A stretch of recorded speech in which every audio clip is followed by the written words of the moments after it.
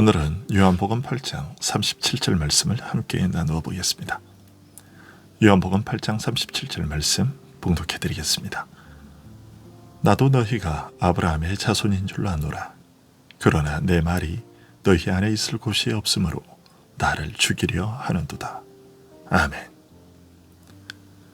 예수님께서는 자기를 믿게 된 유대인들에게 내 말에 거하면 참 내 제자가 되고 진리를 알지니 진리가 너희를 자유케 하리라고 말씀하셨습니다. 이 말씀을 들은 그 유대인들은 지금의 우리와는 달리 자신들이 태어나면서부터 들었을 아브라함의 자손으로서 누리는 특별한 자유를 마음에 떠올렸습니다.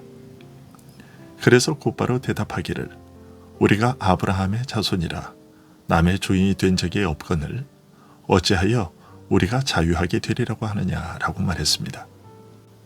그들의 말대로 다른 모든 민족들이 하나님의 영광을 썩어질 사람과 금수와 버러지 형상으로 바꾸어 피조물을 하나님으로 섬기는 허망한 우상 숭배에 빠져 살고 있을 때에도 하나님의 선택을 받은 아브라함의 후손들인 이스라엘 민족은 참되신 하나님의 계시를 받고 참되고 유일하신 하나님에 대한 지식을 받고 그를 섬기는 복을 누리는 민족으로 살고 있었습니다. 그들은 하나님에 대한 참된 지식을 소유함으로써 허망한 우상 숭배에서 벗어나서 살아가는 신령한 자유를 누리고 있었다는 것입니다. 그런데 예수님은 그리 말하는 유대인들에게 죄를 범하는 자마다 죄의 종이라고 하셨습니다.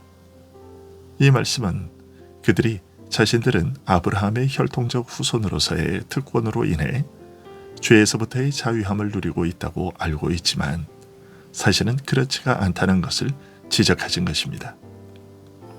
예수님의 그 말씀은 죄를 범하면 그 결과 죄에게 얽매이게 된다는 뜻이라기보다는 오히려 사람이 죄를 범하는 것은 단순히 우발적으로 생겨나는 일이 아니라 죄에 얽매여 있기 때문에 필연적으로 초래되는 결과라는 사실을 알려주신 것입니다. 사람이 죄에 얽매여 있어서 죄가 시키는 대로 죄를 지을 수밖에 없다는 사실을 알리신 것이죠. 그것은 곧 예수님을 믿게 되었다고 하는 그 유대인들이 자신들의 죄가 얼마나 뿌리 깊은지, 그들이 얼마나 강력하게 죄에 사로잡혀 있는지 제대로 알고 있지 못한 것을 깨우치신 것이었습니다. 그들은 죄 문제를 너무 쉽고 안이하게 생각하고 있었던 것이죠.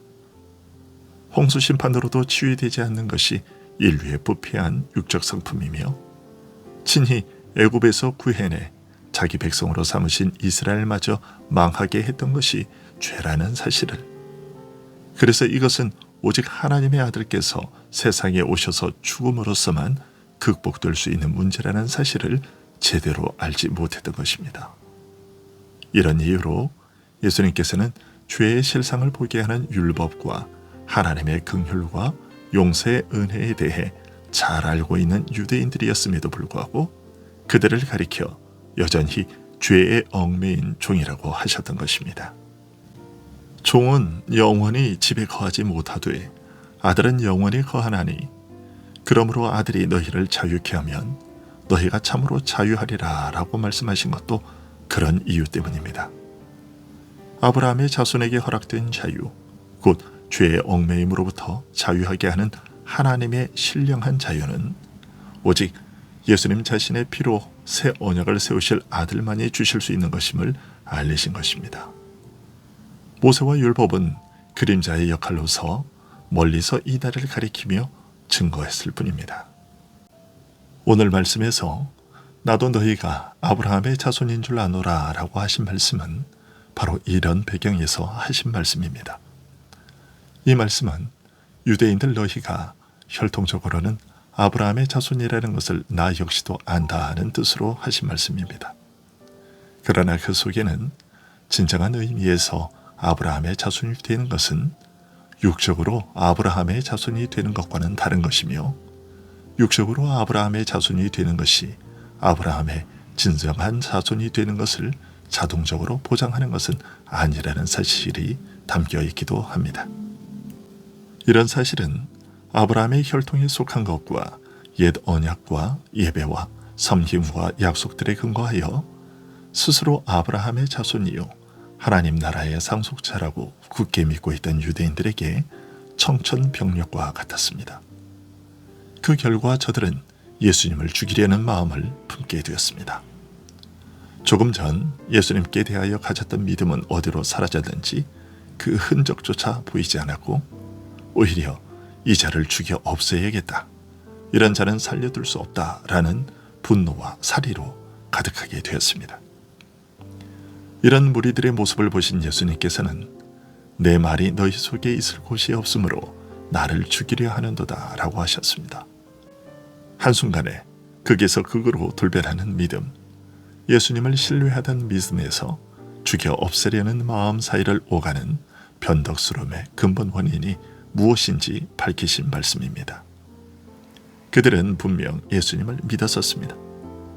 하지만 예수님의 말씀 안에 거하지는 못했습니다.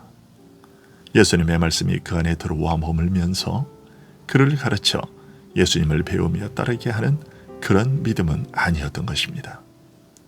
아브라함에게 약속하신 하나님 나라의 진리, 예수님께서 아버지에게서 들은 것을 세상에 알리시는 그 진리를 참으로 깨닫고서 그 진리가 주는 죄에서 벗어나는 자유를 경험하지는 못했던 것입니다.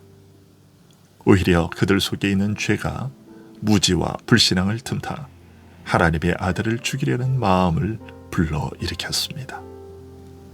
내 말이 너희 속에 있을 곳이 없으므로 나를 죽이려 하는도다 라는 말씀에는 그 외에도 이러한 의미를 담고 있습니다. 육적 이스라엘로 그치느냐 아니면 아브라함의 진정한 자손이 되느냐 하는 것은 바로 그리스도의 말씀을 받아들이고 그 안에 머무느냐와 깊은 관계가 있다는 것입니다. 왜냐하면 아브라함의 약속과 예수님은 결코 분리할 수 없는 관계가 있기 때문입니다.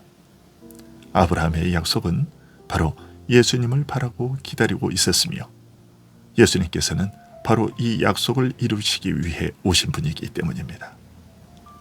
이러한 예수님의 말씀이 그 안에 머물 여지가 없다면 하나님 나라의 약속을 실현하시는 분으로서 하나님 나라에 대하여 가르치시는 예수님의 말씀 안에 거하는 그런 믿음이 아니라면 진정한 하나님 나라의 백성이 될 수 없었던 것입니다. 그들은 분명히 예수님의 말씀을 직접 두 귀로 듣고서 예수님을 믿었습니다. 하지만 그의 말씀 안에 거하면서 그를 따르는 제자가 되는 믿음은 아니었습니다. 그들은 그리스도께서 가르치시는 하나님 나라의 진리를 알지 못했고 그 진리가 주는 자유 역시 경험하지 못했습니다. 아들만이 주실 수 있는 자유, 곧 죄에서 벗어나는 신령한 자유를 경험하지는 못한 것이었습니다. 기도하겠습니다.